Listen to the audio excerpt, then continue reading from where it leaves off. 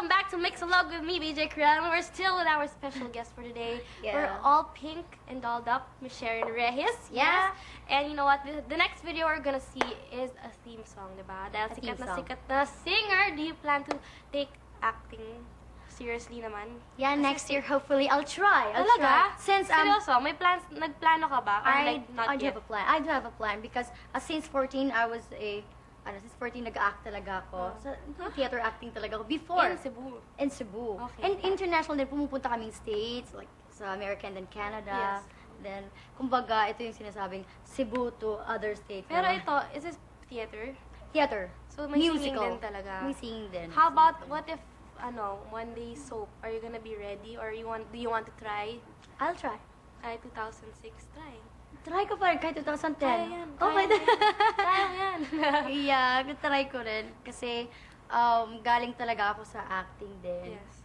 I know you can do it. So, let's talk about your music video, Kailan Kaya? Mhm. Theme song to, di ba? Theme song. Ano ba yung story ng yung Kailan Kaya? The song itself, but not related sa theme Parang song. kailan kaya isa song na, kumbaga, ito yung, kumbaga, tao ka or babae kang nagmamahal pero naghihintay ka pa rin ng pagmamahal na hindi mo makuha-kuha dahil malayo ka sa kabihasnan. Ganon.